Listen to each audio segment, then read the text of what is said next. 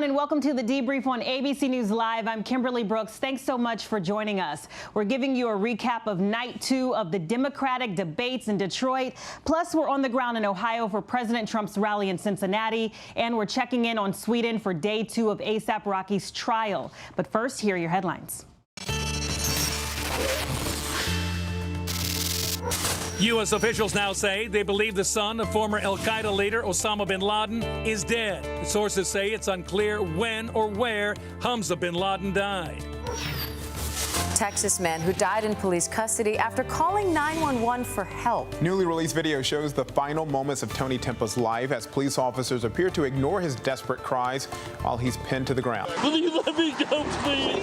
Officers pinning Timpa to the ground for 14 minutes. He eventually becomes incoherent as Timpa loses consciousness. Yeah, he's not breathing. Oh. According to reports, the medical examiner ruled Timpa's death a homicide due to the toxic effects of cocaine and the stress associated with physical restraint. The 3 officers involved were placed on administrative leave and indicted last year. But the district attorney dropped the charges because, according to the Dallas Morning News, medical examiners told a grand jury they did not believe the officers acted recklessly and they would not testify to the officers' indictment. More people picked political drama over love drama Tuesday night, but just barely. The Bachelorette scored 7.44 million viewers for its finale on ABC. Night 1 of the CNN debates, 8 million. The end of Hannah B's drama, by the way, marked a 2-year ratings high for the franchise.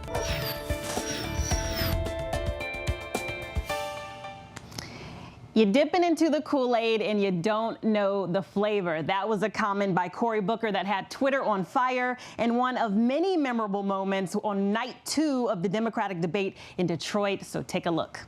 Senator Biden, your plan will keep and allow insurance companies to remain with status quo, doing business as usual. And that's going to be about jacking up copays. I have the only plan that limits the ability of insurance companies to charge unreasonable prices, flat out. And if you want to compare records, and frankly, I'm shocked that you do, I am happy to do that. Why did you announce on the first day a zero-tolerance policy of stop and frisk and hire Rudy Giuliani's guy in 2007 when I was trying to get rid of the crack cocaine? Mr. Vice President, there's a saying in my community, you're dipping into the Kool-Aid and you don't even know the flavor. Joe Biden told wealthy donors that nothing fundamentally would change if he were president.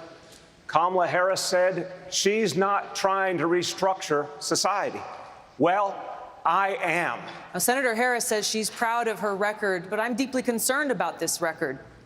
There are too many examples to cite, but she put over 1,500 people in jail for marijuana violations and then laughed about it when she was asked if she ever smoked marijuana. So you saw it there, the top contenders facing off, and our Trevor Alt was right there and joins us now. Trevor, what were your big takeaways from last night? Well, Kimberly, good to be with you. I think the biggest takeaway that everyone had is that at times this debate certainly felt a little bit like Joe Biden versus everybody. I think if we learned one lesson from the first debate a month ago, it's that if you land a successful blow against former Vice President Joe Biden, you can see a significant bump in the polls if you turn it into a moment. That's what Senator Kamala Harris did last time. This time, nothing really stuck, but we certainly saw a lot of contenders at least make attempts at it. Just about every single one there at some point criticizing the former vice president. You had Cory Booker talking about criminal justice reform. You had Kirsten Gillibrand talking about Biden's views of the roles of women. You had Kamala Harris talking about health care. You had Julian Castro and Bill de Blasio talking about immigration. Everybody sort of taking their shot. And the difference this time is that Biden did seem a little bit more prepared to counterpunch, or at the very least didn't seem caught off guard by those attacks. That's not to say that the criticism didn't necessarily land or weren't good points, but the fact that it couldn't turn into that sticking moment, I think, is what's going to keep from a large or meteoric rise from one of these candidates. And if it might even play into the hands of the former Vice President Joe Biden, because he could make that argument that because everyone's coming after him, it's clear that right now he's this significant front runner.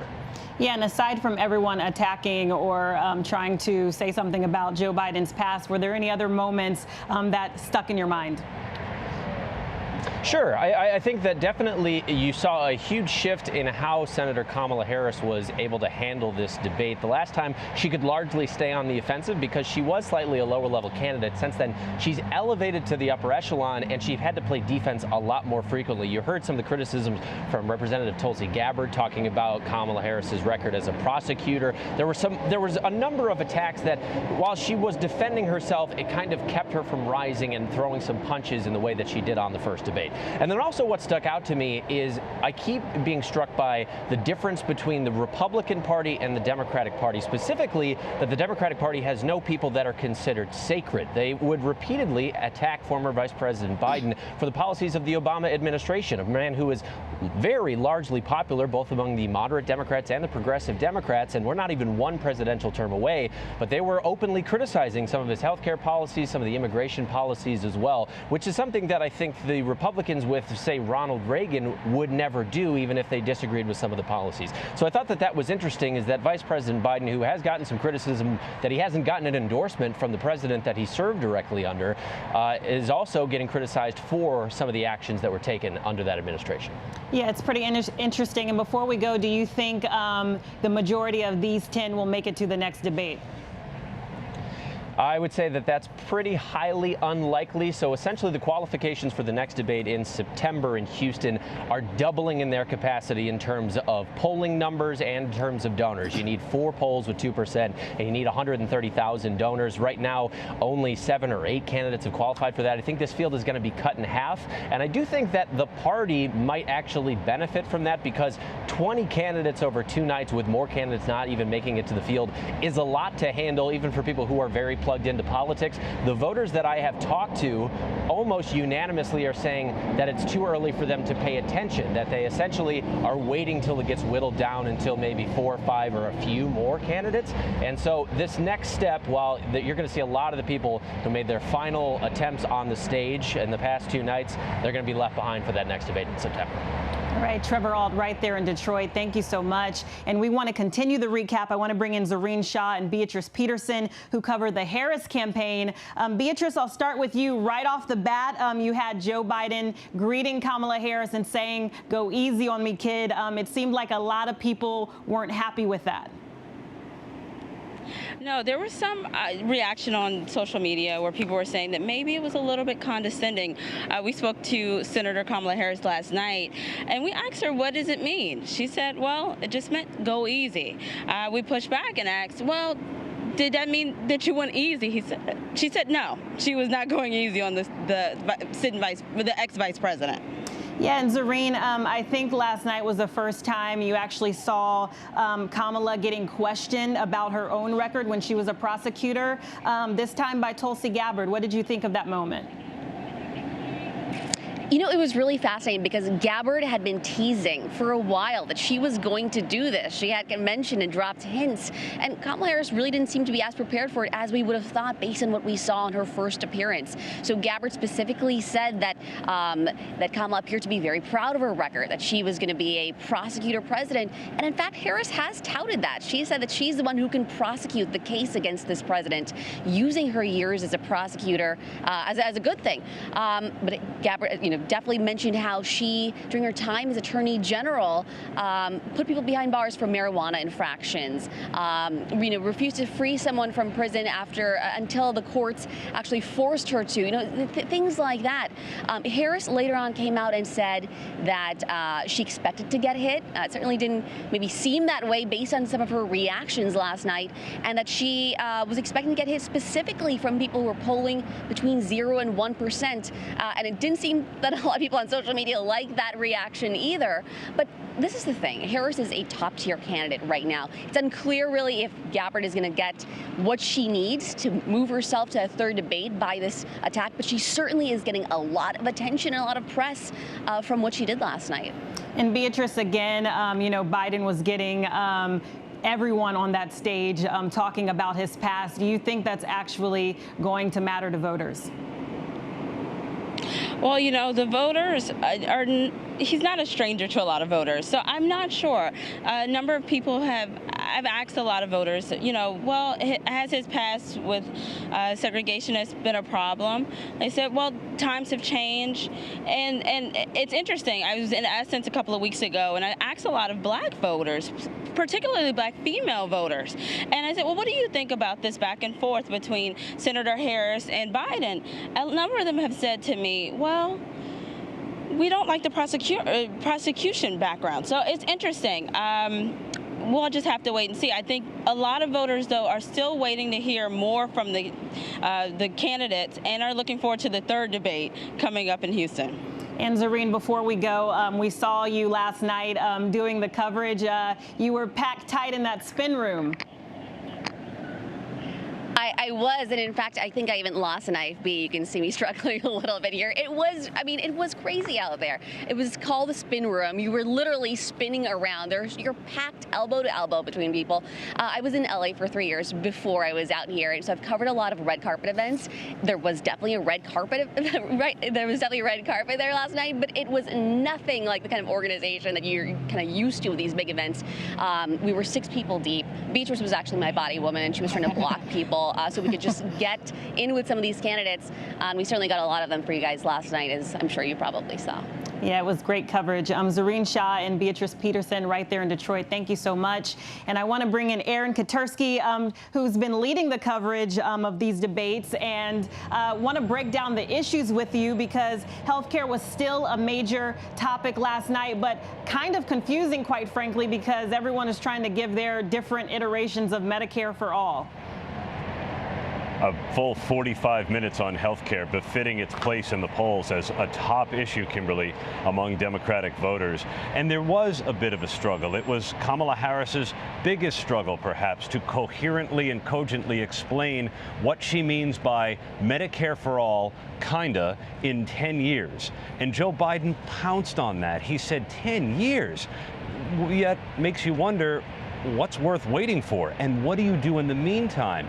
And what about the price of $30-some-odd trillion? He said the plan takes too long and it's too expensive. And she seemed to struggle to explain herself. She wanted to make a point that private health insurance should not benefit from consumer health. And yet her plan does keep private insurance companies at least somewhat in the game. Yeah, and let's talk about criminal justice as well. It seemed everyone was trying to make their point on this. Do you think anyone was able to really convey what's at stake?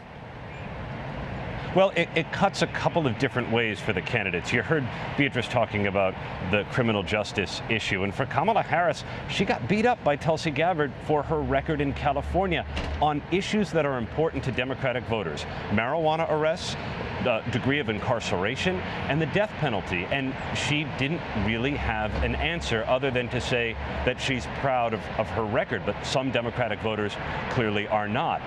For Cory Booker, he was the one that challenged Joe Biden, trying to tie Biden to crime bill policies of the past that he said incarcerated too many African-American men.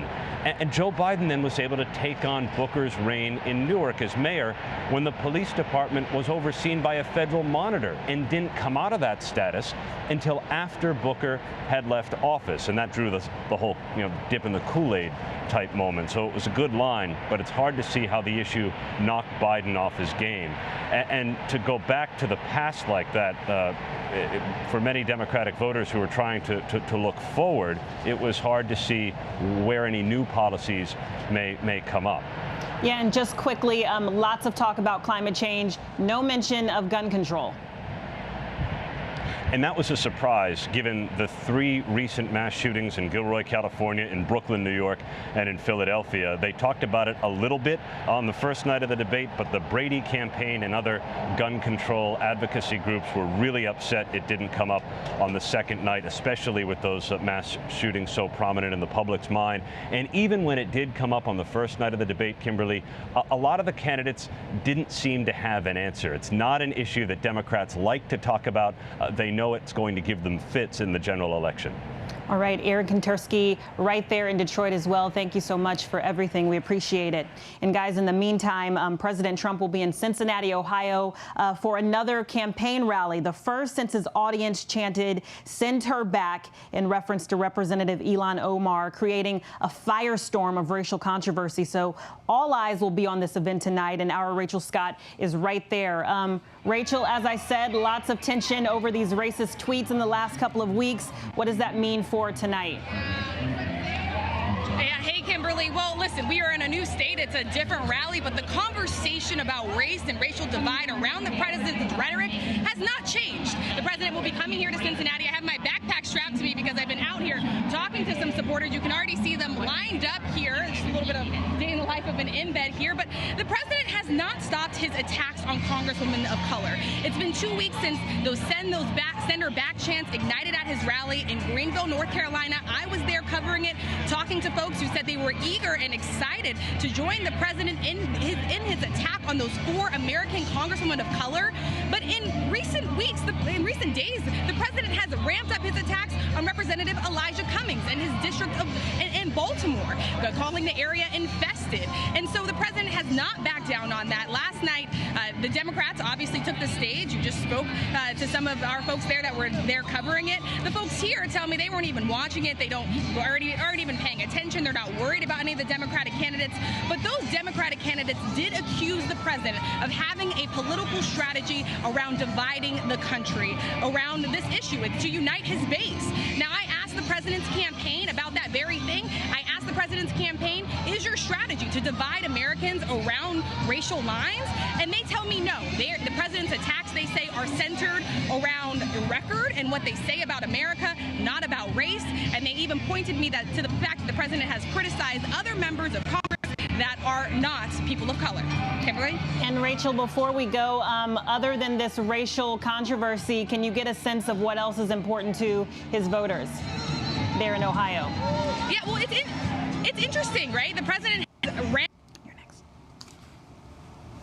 Folks that I talked to here say they actually aren't on Twitter. They don't follow the president's Twitter account, and they don't even believe that he should, soften up his rhetoric a little bit. As I said, I've been out here. I've been talking to folks behind me out in the line here, and I asked them about those send her back chants. I asked what they would do if those chants were shouted again today. One person told me that she would like to amend the chants, but they say the basic premise around these attacks has nothing to do with race. They say they don't find anything racist. They just say that this is simply the president attacking people who criticize the country and what they define as American. Go ahead and listen to some of that sound. If it offended her, she must feel that she's doing something wrong. If you're not doing anything wrong, it shouldn't offend you. I would say let her leave. I would say let her leave. I think the consensus is I think they ought to send her back. She don't like it here. I could care less. She needs to go. She's a big troublemaker. Have you ever been to Baltimore? I have been to Baltimore. Okay. Is that a nice city? You tell me. Do you consider it a nice city? It could be a beautiful city, but for years it's been abused. Okay? The politicians in Baltimore or in Maryland are abusive. They don't use their funds for the education of people. They don't use their funds to better their city. You walk through the streets of Baltimore and it can be very dangerous. They can't say Russia, Russia, Russia, so now they say racist, racist, racist. It's all just a big ploy for the Democrats. Yeah, and Kimberly, I think what's notable here also is that in the president's speech, when he was in North Carolina, he mentioned the Democratic candidates, but most of his speech was focused around those 4 minority American congresswomen of color. And if you look at the president's Twitter feed, most of his attacks in recent days have been centered around Elijah Cummings. So regardless of if you change the name of the chant, regardless of if you have a different way of saying it, the message is clear here. And a lot of these attacks are centered around lawmakers of color. And that is exactly what Democrats are pointing to, saying the president is trying to divide this country on the basis of race. Kimberly? All right, Rachel Scott right there in Cincinnati, Ohio. Thank you for the updates. We appreciate it.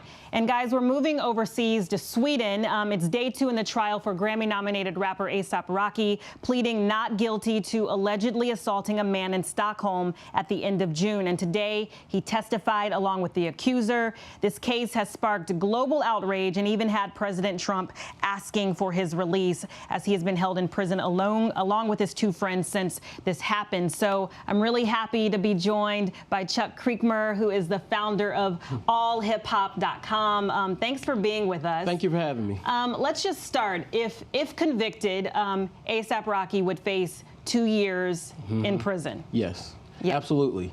This is an intriguing case. He unfortunately this case happened overseas, and I don't think A$AP or his entourage understood the full breadth of what they were getting themselves into when they got into this altercation.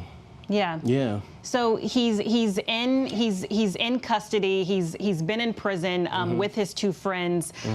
What's your take on the situation? You know, being followed by a person in a foreign country who seems like he sort of provoked an altercation, and then this fight happening, and then here we are. Well, I have a bunch of feelings about it. As an individual who has traveled the world, I'm especially cautious when I'm overseas. I'm particularly absolutely fearful. Absolutely fearful. Absolutely fearful. I mean, I was in Greece and someone was murdered over there, and I was just terrified at that point.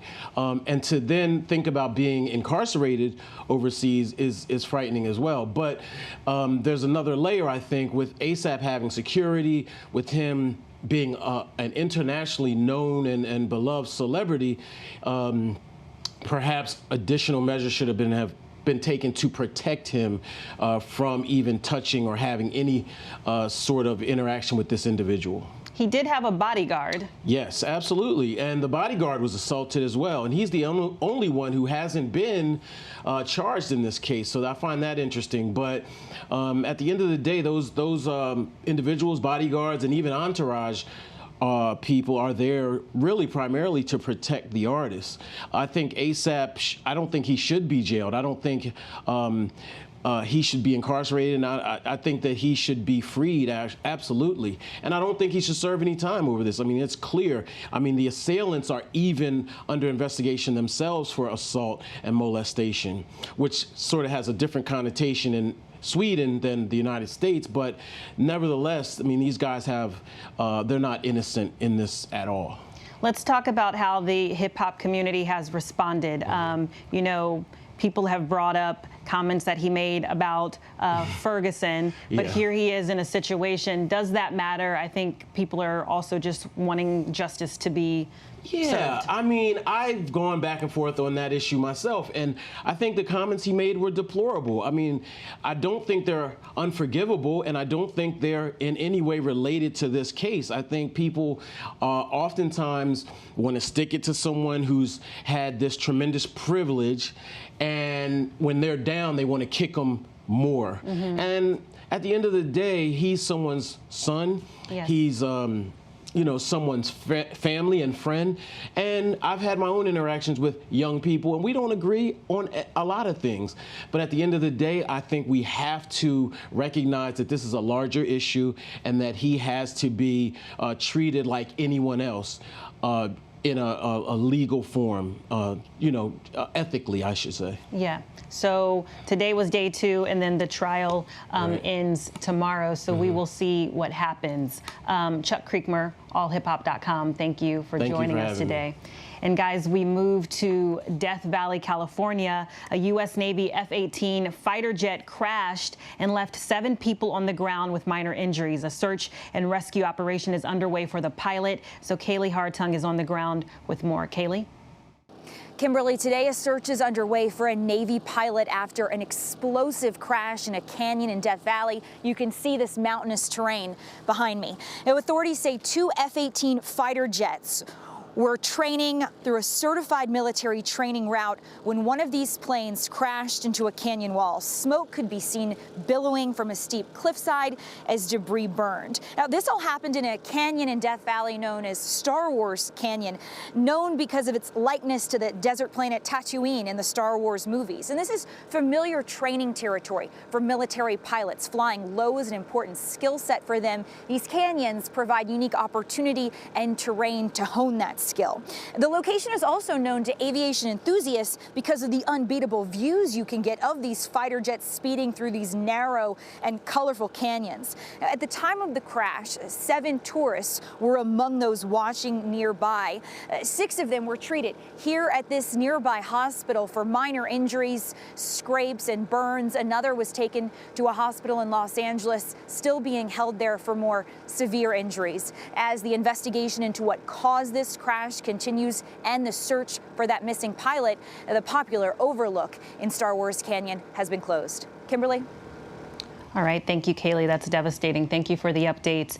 And TV host Mario Lopez facing backlash for comments he made about transgender kids, saying it is dangerous for parents of kids as young as 3 years old to definitively label their kids transgender, and said kids don't know anything about sexuality at that age. So he was kind of conflating the ideas of gender and sexuality. And after coming under fire, he later apologized and said his comments were ignorant and hurtful, and that he will use this opportunity to better educate himself. But perhaps it's a teaching moment for everyone. So I want to bring in Jen Grosshandler, who's a mother of 3 boys and 1 transgender daughter named Chazzy, and the founder of the Gender Cool campaign for young kids who proudly identify as transgender. So Jen, very happy that you're with us today. Let's just start with Mario before we get into your campaign. As a mother of Chazzy, who's your transgender daughter, you had a bit of a different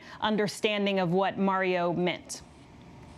Yeah, Kimberly, thanks so much, because this is a really important conversation and actually an awesome opportunity for us to talk a little bit about the truth and the amazing things that are happening among hundreds of thousands of families here in this country and millions around the world who are proudly raising children who identify as transgender. So a couple things. First, about Mario. So, you know, we've seen in the past 24 hours that he's going through his own evolution, right?